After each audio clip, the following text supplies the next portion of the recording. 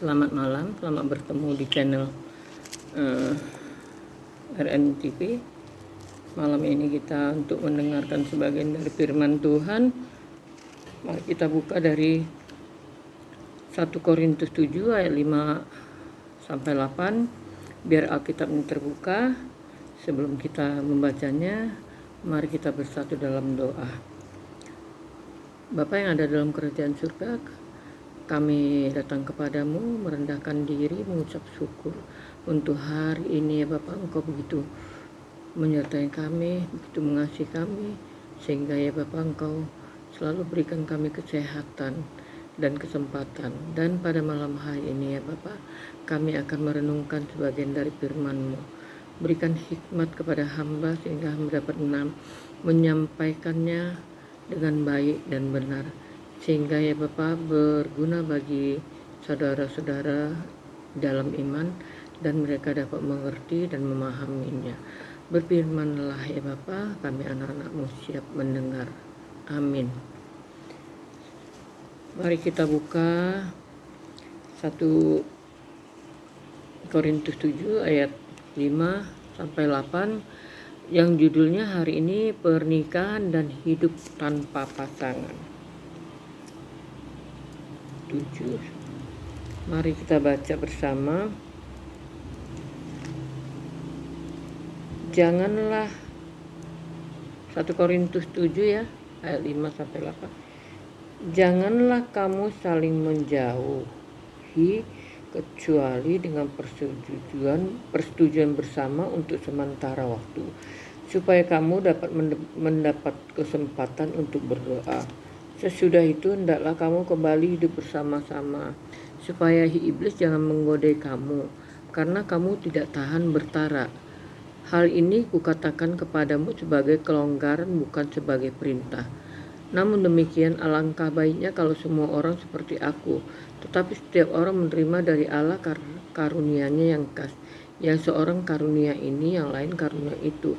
Tetapi kepada orang-orang yang tidak kawin dan kepada janda-janda aku anjurkan supaya baiklah mereka tinggal dalam keadaan seperti aku.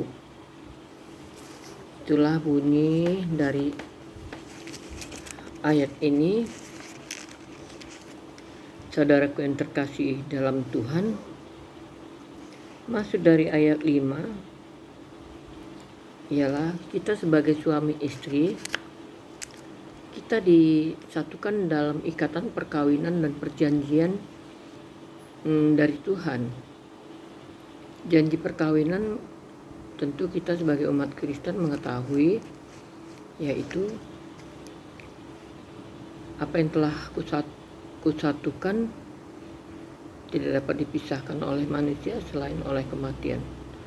Tuhan sudah menyatukan dalam pemberkatan perkawinan. Yang dua menjadi satu. Itulah kata Tuhan. Tetapi saudaraku yang terkasih dalam Tuhan, di dalam janji perkawinan, dalam kita mau menerima dalam suka maupun duka, sepertinya itu hanya ucapan belaka. Karena saat ini kebanyakan orang-orang tidak mengimani itu. Justru keegoannya mereka lebih tinggi. Sehingga banyak orang mengabaikan janji perkawinan. Dengan keegoannya, sewaktu mereka terjadi pertengkaran dalam rumah tangga, mereka ingin berpisah, menjauhkan diri. Bahkan saat ini banyak rumah tangga tidak ada penceraian, tapi tidak bersama. Sedang dalam Alkitab dikatakan di ayat 5, janganlah kamu saling menjauhi kecuali dengan persetujuan bersama untuk sementara waktu. Contohnya gini, umpamanya persetujuan bersama pindah tugas, suami pindah tugas, itu persetujuan bersama. Ya mama di sini juga jaga anak, tentang anak-anak mungkin tunggu tamat sekolah, suami pindah tugas, itu Itu karena perjanjian bersama, itu tidak masalah. Tetapi itu pun tidak bisa lama-lama, karena kita harus selalu bersama. Karena begitu banyak iblis dan para wanita yang mengincar suami yang sudah berumah tangga karena mapan dalam segalanya. Itu yang mereka kejar. Tetapi sebagai umat Kristen, kita jangan mempermalukan Tuhan. Apabila sudah diberkati, tetaplah bertahan di dalam suka maupun duka. Kenapa saya mengatakan seperti itu? Harus mencontoh orang tua. Rumah tangga itu tidak ada yang begitu mulus-mulus saja. Selalu ada perselisihan. Perselisihan itu biasa untuk memahami satu sama lain. Dan kita jadi saling menghargai satu sama lain. Contoh, kita mengetahui apa yang tidak disukai suami, apa yang tidak disukai istri, dan kita tidak akan mengulanginya. Jadi terjadi kesepakatan bersama, saling menghargai. Di dalam rumah tangga itu kan dua jadi satu. Ya jadi satu, pemahaman satu. Iman kita, pemimpin kita Tuhan Yesus. Kita harus memahami itu. Jangan kita menjadi orang-orang yang tidak takut akan Tuhan. Orang yang takut akan Tuhan dengan janji perkawinan yang sudah diberkati oleh pendeta, itu suara Tuhan, itu firman Tuhan yang ada di dalam Alkitab ini. Jadi kita jangan menganggap itu enteng. Tidak ada perkawinan yang tidak punya masalah, selalu. Karena berumah tangga itu kita membuka permasalahan baru. Bukan rumah tangga itu langsung langsung kita membayangkan kebahagiaan. Iya, kalau sudah yang mapan, sudah cukup semuanya dipersiapkan dengan matang oleh pasangan kita, mungkin. Tetapi kalau kita berumah tangga yang hanya hidupnya biasa-biasa saja, itu kan pasti permasalahannya pasti dengan keuangan. Makanya saat ini lebih banyak suami istri itu bekerja. Kenapa? Agar lebih kokoh menopang kehidupan. Beda kalau suami sudah mapan mencukupi segala kebutuhan kita, ya rumah tangga itu akan lanjut. Itu pun selalu ada percekcokan dalam hal apapun. Kalau sudah matang dalam rumah tangga, pasti ada sesuatu, mungkin dari tingkah laku, ucapan, pasti ada aja itu yang jadi masalah. Saudaraku yang terkasih di dalam Tuhan, tetapi hal itu bukan menjadikan kita harus melanggar firman Tuhan karena percekcokan tadi. Kita harus sama-sama merenung, bukan membangkang kepada firman Tuhan, mengabaikan apa yang telah Tuhan firmankan dalam perkawinan. Saudaraku yang terkasih dalam Tuhan, sebagai umat Kristen, kita jangan mempermalukan Tuhan Yesus. Kita mengikuti saudara kita yang di seberang, mengecilkan perkawinan itu, dan perkawinan itu hanya sebagai simbol. Sudah seperti pakaian, sudah bosan dicari pengganti baru. Tidak. Tuhan Yesus benci dengan perceraian. Oleh sebab itu, tetap bertahan di dalam suka maupun duka. Karena saudaraku yang terkasih, di dalam kekristenan tidak ada diajarkan untuk bercerai. Cukup kita monologi, bukan poligami. Kita monologi, cukup satu pasangan. Jadi saudara terkasih dalam Tuhan, apabila kita mencari pasangan, carilah yang benar-benar takut akan Tuhan. Sehingga dalam problem rumah tangga itu masih ada kedamaian. Jangan dicari pasangan yang tidak takut akan Tuhan. Dia tidak akan menghargaimu. Dia akan bersikap bos. Karena dia merasa dia sudah menafkahi, memberikan semuanya. Oleh sebab itu, saudaraku yang terkasih dalam Tuhan, bagi anak-anak muda, sebelum kamu masuk ke pernikahan, harus kamu lihat pasanganmu. Harus kamu lihat profilnya. Jangan kamu termakan cinta, karena perkawinan itu adalah seumur hidup. Hanya kematian bisa memisahkan. Saudaraku yang terkasih di dalam Tuhan, seharusnya kita sebagai umat Kristen harus menghargai perkawinan. Tetapi kalau kita terpisahkan oleh kematian, lebih bagus kita tetap berjalan di firman Tuhan. Karena apa? Karena pas seorang namanya janda yang ditinggal mati itu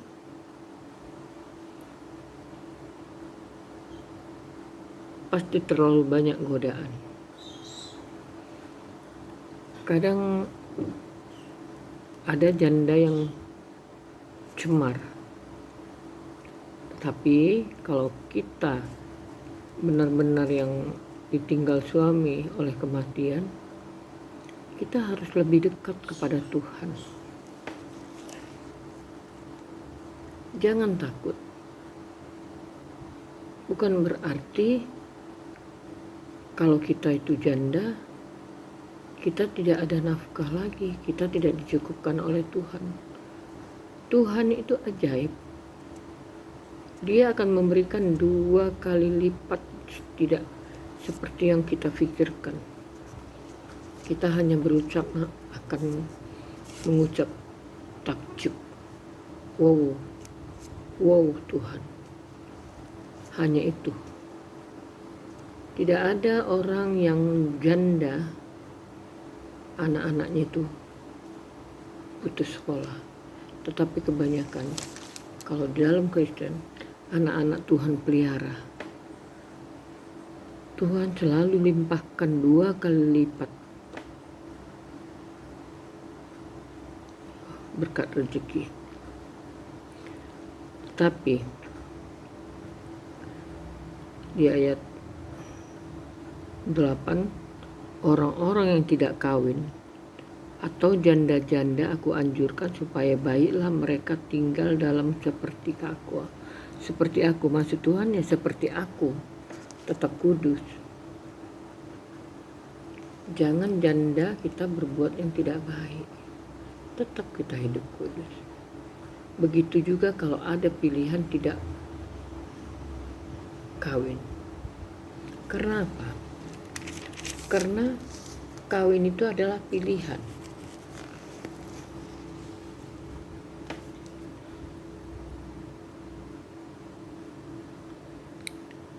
Karena Paulus menekankan bahwa pernikahan adalah sebuah pilihan.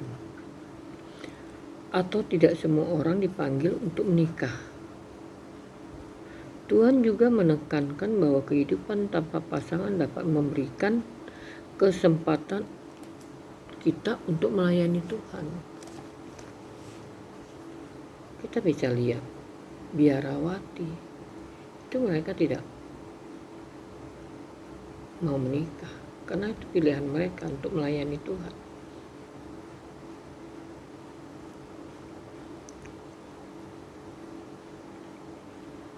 Dan itu lebih tidak terganggu kalau kita melayani, tidak terganggu dengan duniawi lagi. Kalau itu pilihannya untuk menyendiri, untuk melayani Tuhan, itu baik.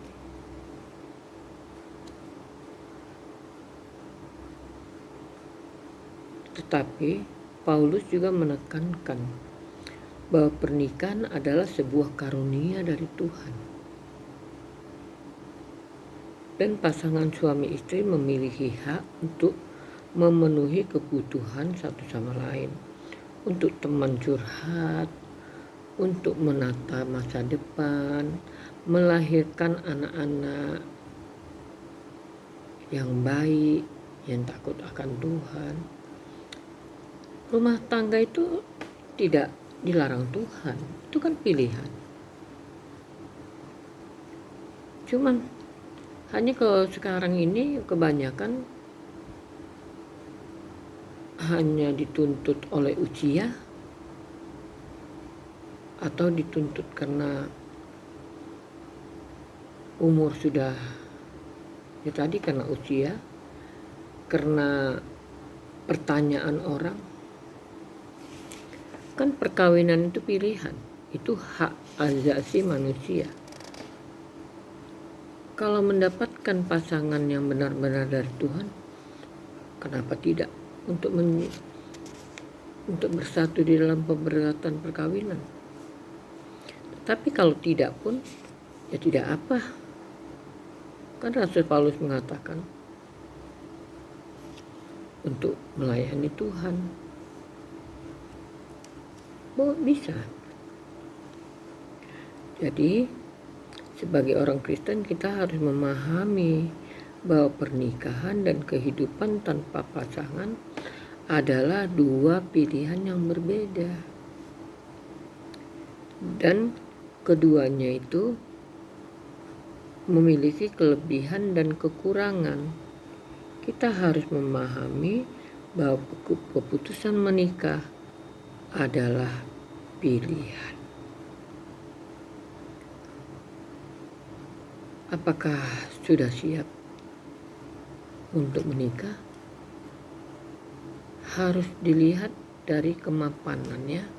Jangan termakan cinta. Untuk membina kehidupan rumah tangga itu bukan karena cinta saja, tetapi harus tercukupkan dengan segala finansial.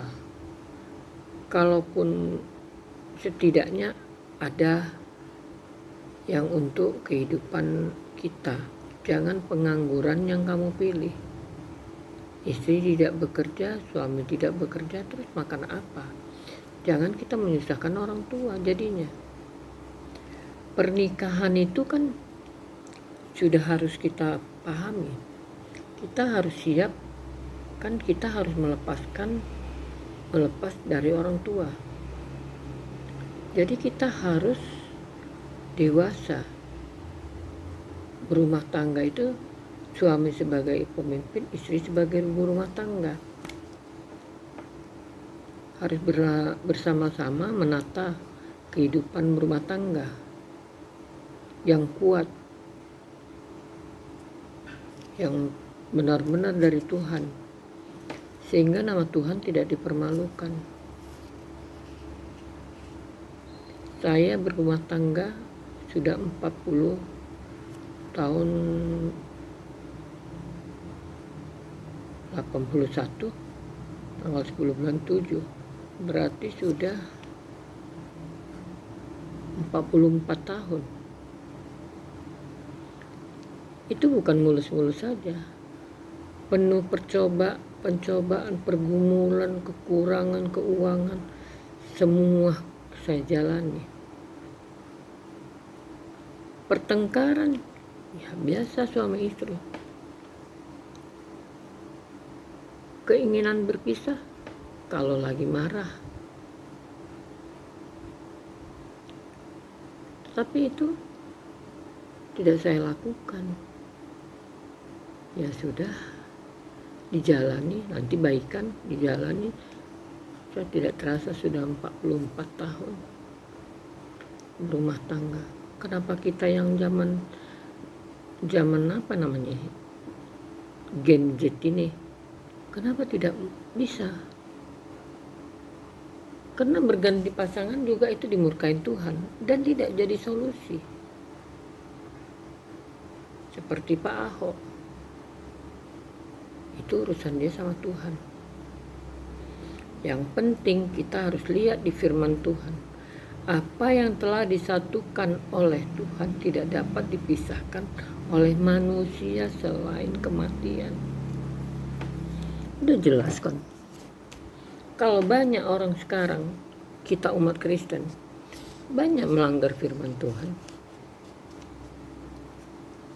Banyak hanya memakai pengertian sendiri. Boleh kok, mereka kawin lagi, padahal dua-duanya masih hidup. Itu kita tidak mengetahui itu antara mereka. Tetapi saudaraku yang terkasih di dalam Tuhan, selagi kita menyadari bahwa firman Tuhan itu iya dan amin. Tidak ada firman Tuhan itu memperbolehkan yang perceraian. Lalu kawin lagi selagi pasangan masih hidup, itu namanya berzina. Selamanya berzina.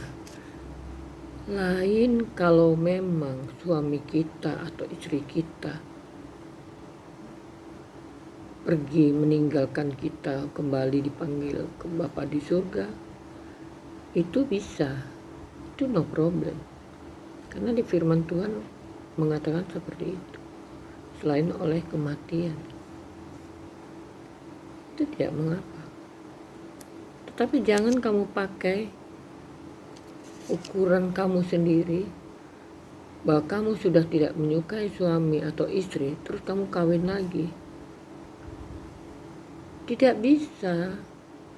Kamu akan selamanya berdosa. Sedang kita ingin hidup ini kita tinggalkan dosa di dunia. Kita meninggalkan tahap demi tahap itu, kita kikis dosa itu untuk kita nanti kembali dipanggil Tuhan kita sudah bersih. Karena kita kan hidup memang di dunia ini dari mulai Adam Hawa, dia turun dibuang ke bumi, dia berdosa. Jadi kita itu ikut berdosa. Tetapi sebagai umat Tuhan, kita kenapa harus memperbanyak dosa? Kita hidup di dunia ini kan untuk membuang dosa-dosa itu. Dengan perjalanan waktu yang ada, satu persatu kita ubah pola hidup kita.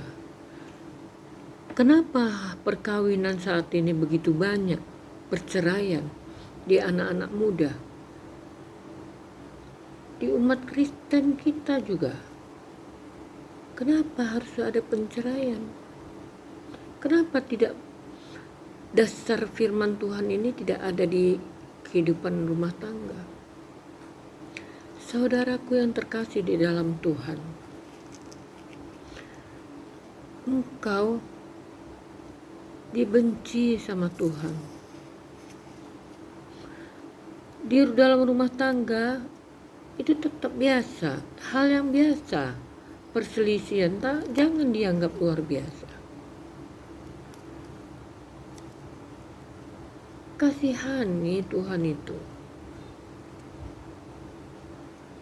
Kalau kamu bersama-sama saling mengasihi, saling berdoa dalam pergumulan, Tuhan akan buka jalan. Kamu akan takjub dengan pergumulan. Kamu bisa mendapatkan jalan keluar. Tapi solusinya bukan perceraian. Dan kamu mengganti pasangan, kamu cari pasangan baru. Tetap problem itu akan ada seperti yang kamu alami sebelumnya. Jadi gak jadi solusi. Jadi saudaraku yang terkasih dalam Tuhan, memang pilihan. Ada yang tidak mau menikah, dia hanya untuk melayani, itu hal yang luar biasa. Tetapi kalau pilihan kita ingin menikah dengan pasangan, dengan orang yang kita cintai, kenapa kita setelah diikat dalam perkawinan kita harus berpisah karena ketidakcocokan? Coba kita ingat manisnya kita di masa kita waktu mengikat janji. Kenapa setelah diikat dalam pemberkatan perkawinan, kenapa kita harus bercerai? Saudaraku yang terkasih dalam Tuhan, marilah kita membuang ego kita dalam kehidupan rumah tangga. Suami, buanglah egomu, merendahkan diri kepada Tuhan, berarti kamu mau mengasihi istrimu. Begitu juga istri, buanglah egomu, mau merendahkan kepada Tuhan, kau akan berbaik kepada istrimu dan mengalah. Saling tataplah apabila kamu dalam pertengkaran. Kamu ingat di masa manis kamu berpacaran, sehingga rumah tangga kamu kembali baik, kembali mesra. Tetap andalkan Tuhan dalam kehidupan rumah tangga kita, sehingga rumah tangga itu setiap tahun kita bisa merayakan anniversary dalam keadaan bahagia. Tetaplah kita memegang janji perkawinan, sehingga Tuhan tidak menangis melihat anak-anaknya yang mengabaikan semua firman yang telah diajarkan.